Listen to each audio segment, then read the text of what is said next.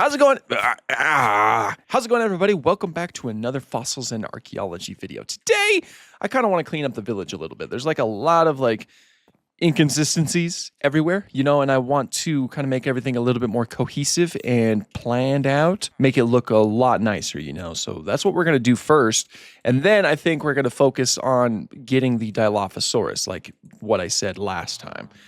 So sound like a plan? Good, let's do it. Now, my main thing really is to just kind of make everything a little bit more even and flat, and then maybe start working on a specific pathways that are designed to make everything look like it's all built together. You know what I'm saying? What even is this?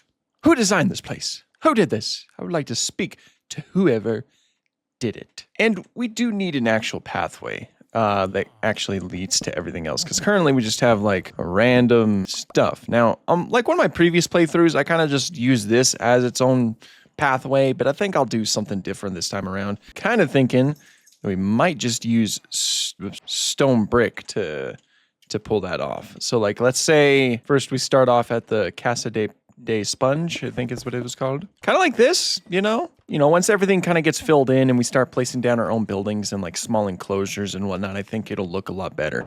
But I also want some railings, because right now this kind of looks a little bit precarious. So if I put down some railings, I think it might kind of complete the look. You know what I'm saying? And what better material to make railings out of than fir wood, because there's a lot of fir trees around here, so it's the perfect material to use. I use my brain. First, I'm kind of thinking maybe I can use fir planks to kind of create a little bit of a trim around here. And then I can also put fences on top of it for a railing. And it kind of does go kind of nicely with the stone brick. So this might work out kind of nicely, and I'll have to take care of this, of course. I might be able to turn this into a little bit of a dock. I can place a boat here, and then I could, yeah. Well, actually, first of all, this is gonna, no, I forgot. That's gonna be an aquarium. I forget my own lore. I should establish where all of the trim goes first, and then I can fill in the blanks from there. Okay, so we're getting the basic framework down. This will look pretty cool. This is gonna look pretty cool. I kind of like it. Wow, that was kind of creepy. I'm not gonna lie. I kind of forget that you guys exist sometimes, Okay, so I'm just waiting for some more stone brick to cook up. But this is what we got going on so far. You got that path that leads all the way over there. I kind of started building a little bit of a tunnel. We're gonna have a tunnel that goes all the way up there, and then we'll probably have more enclosures and stuff up there. And then we have this one over here that leads directly to, of course, the Protoceratops enclosure. I'm going to fill all of this in with stone brick, so it kind of looks like a nice viewing area. Isn't that right, my little precious? And then it'll all kind of link up over here with the Arthropleura exhibit. This will all probably just be stone brick. And, of course, it all links up to this path right here. And guys, I have a few more things I got to clean up, like this right here. But all of this might simply just be an aquatic exhibit. So, I'm kind of leaving the bare bones right there so I can get the basic skeleton when I start on that. But yeah, we're looking pretty good. It's looking way cleaner than it did half an hour ago. I think I'll also have to tear down these two buildings because they're kind of making everything a little bit more cramped. So sorry, villagers, but this has to be done. All right, we're getting somewhere. We are getting somewhere. So all that's left really is to kind of clean all of this up, link it all together, and then we're mostly done, except for that path over there in this little section right here. But we're basically done. That's awesome. That's awesome. Bloop, bloop.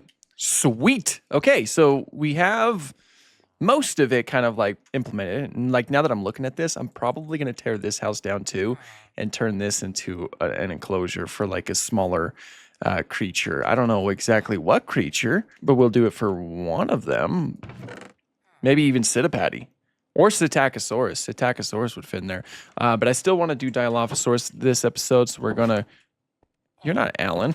So we're just gonna go ahead and focus on the Dilophosaurus right now, and then maybe in the future we'll worry about the other thing, the Psittacosaurus. The question is, where do we put the Dilophosaurus? It's going to need a decently big enclosure, because I'll tell you this for free. Dilophosaurus is quite a bit bigger in real life than it was in Jurassic Park. And, of course, the Fossils and Archaeology version is close, like more true to life. But similar to Jurassic Park, I kind of want to give it like a dense enclosure where there's just a lot. Ooh, this is kind of a nice spot. If I clear this out a little bit, we might be able to turn this into an enclosure. And we can like put a viewing area over here. Yeah, we're going to do that. Yeah, this is the spot. And then we can connect it, of course. We can build a path along here. It already has like a little bit of a path over here anyway. That'll connect over to where, over here, you know, we just extend this right here. And then we can do that. Okay, that's the plan. Okay, and then what this is it's like a little bit of a viewing platform. You look down to see the Dilophosaurus. So we're going to have stairs that come up here, and then you can walk around here. And, of course, there'll be railings over here, and you can kind of look for it. And it doubles as like a little bit of a shelter for the Dilophosaurus if it wants to avoid the prying eyes of the public, which is always a good thing. So, yeah, and then we're mostly utilizing the environment, like the olden days, to like make the enclosure. Like this little, all these cliffs is how we're going to keep it enclosed. I'm going to leave in some of this stone because it kind of looks like rocks, you know, and it kind of makes it look like it's something the Dilophosaurus can climb on. Okay, now we just need to get our Dilophosaurus cooking up, and then we can go and place it, and yeah, we'll have a pretty successful episode on our hands. And this is what the path will look like. Very nice, you know, everything's really kind of coming together right now. I'm quite happy with it. And we have our Dilophosaurus egg. Alrighty. So yeah, we're going to go ahead and hatch that real quick. The enclosure's not quite finished. There are a few things I want to add to it. But if, you know, there's really no harm in including the animal now. Bloop. And bloop. And I actually do have a Dinopedia right now. And it is warm. Hatch process 6%. It's growing. It's my little embryo. It's growing. Okay. Oh, it's hatching. I'm here. Don't do it without me. I have to be present for the birth of every little creature on this island. It's gorgeous. It's gorgeous. And it goes to sleep because it's nighttime. I'll be back. All right, let's see it.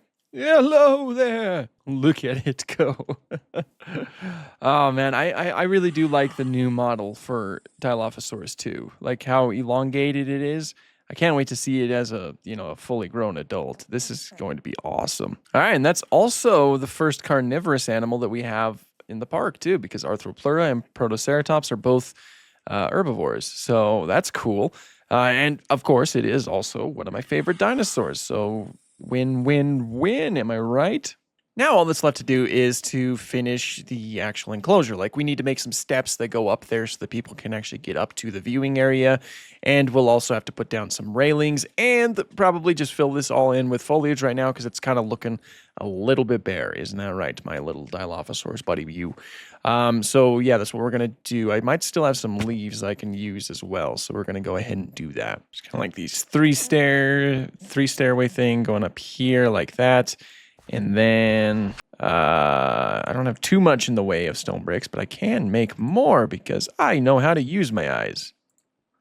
Still not a lot, but still. And then we can finish up, like, basically just make the outside of this.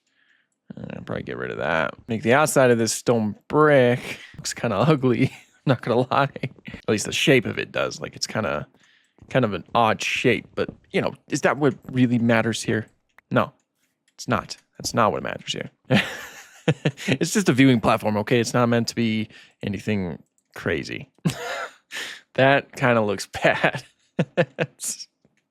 That's not quite what I was going for. This side doesn't look terrible. It's just this side that's the problem. How can I make that look better? I wonder. What can I do to make this look better? I don't know. I'll figure out something. Right now it looks ugly, but I need to figure out a way to make this side look better. Like I need to figure something out. Maybe I can... I know. I think I have an idea. Maybe I can make like a little tree house sort of thing. It's like you climb up here, right? And then you look at the Dilophosaurus on this side. Then maybe we can make like a little exhibit area with like a Dilophosaurus skeleton. That'll kind of fill in this space, and it'll kind of make it look like this isn't just a weird kind of like thing going on here. It's like, what if we do this all the way out here? It's like it would be like a little bit of a Dilophosaurus exhibit along with like the actual seeing Dilophosaurus. Like you can learn a little bit more about Dilophosaurus after you just saw the Dilophosaurus. like that, right? And then we can have like just these stone pillars on each side, which means I think I'd have to like redo most of this to make it seem like it's a little bit more planned, you know? Okay. Yeah, that's looking quite a bit better. You know, it's looking less ugly at least. Okay. Sweet. Yeah, that looks a lot better. You know, it definitely doesn't look as ugly as it did. So you get, oh, dude, how? How? I definitely fell in when well, that's unfortunate. I guess you're having to tend to the Dilophosaurus. Let's hope it doesn't get hungry when it's older. But yeah, that's pretty much the gist of it. And then I'm also like placing down, actually we'll do that a little bit differently. I'm trying to make it look like it has like some support, you know, so it doesn't just come collapsing down. So it gets some pillars right here, like that. And then there's like a lot of space for the Dilophosaurus to hide from the watchful eye of the public. So there's probably gonna be like a lot of times where it's like you're coming up here to like look into the enclosure and you can't see it anywhere, and it's because it's underneath you. I just like that idea. You know, sometimes a lot of animals, they need places to hide, and you know, it just makes sense for the animal. Now I also need to fill this up with some foliage. So we'll go ahead and do that. I'll go and get some trees and stuff. And I also need to fill this in too. Actually finish these walkway, at least connect everything, you know, make it look, let's make it look finished. Let's make it look like we know what we're doing. Also, this area has been bugging me too. Have bloop, bloop, bloop. Awesome. Look at some bushes in here. Make it look really lush. Sweet. And flowers didn't evolve. Oh, and by the way, there's a lot of people who mentioned that, like, because I mentioned that flowers didn't evolve during the time of the Carboniferous, and a lot of people mentioned that grass didn't evolve either. That is correct, but I kept the grass in there because grass is like, if you squint your eyes, it's easier to accept that grass like represents another type of plant that's kind of similar to grass. Grass just gives it more of a lush feel. Flowers stand out, you know, because flowers are very interesting plants that eventually evolved towards the end of the Cretaceous.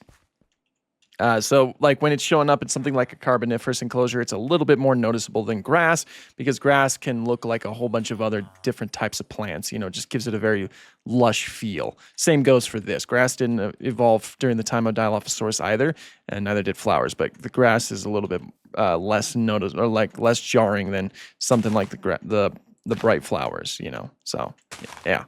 Okay, well, that was way more lush, and now it's going to be really difficult to spot it. I can't even, there it is. See, it's always going to be hanging out underneath here, I'm telling you. See what it looks like from the viewing area. Nice, I kind of like it. I think that's pretty cool. And then eventually I'll be able to place down some water too, when I'm confident that it won't drown. And yeah, look at that. You can just see the Dilophosaurus in its little enclosure. Too bad it's green because it kind of blends in with everything, but it actually kind of works in its favor. Blend in. Goodbye, my friend. But yeah, that looks pretty cool. And obviously I can add more things in the future, but I like it. And then we're going to place I don't have any fossils right now, but we're going to place a Dilophosaurus skeleton in here. It'll be on display. Yeah, that's what we're going to do. Sweet. So in just the span of a recording of a single episode that lasted well over an hour, we have a lot of things implemented into the park. Everything looks way more clean, way more organized, and it looks like we actually know what we're doing. So next time, we will be focusing on this area right here. I'll be turning this into an enclosure, so we'll be tearing down this building as well. And there's going to be very little proof that the villagers actually had a village here pretty soon. Isn't that right, Alan? But yeah, that's what we're going to be doing. We're going to be placing either Psittacosaurus or a Psittipati here. I think I'm leaning more towards Psittacosaurus, but we'll see. So that's what we're going to do. And yeah, I hope you guys did enjoy. If you did, please consider subscribing. I do a lot of dinosaur stuff here. So if you're into dinosaur stuff, then yeah, I'd love to have you on board. But until next time, thank you guys so much for watching, and have an awesome day.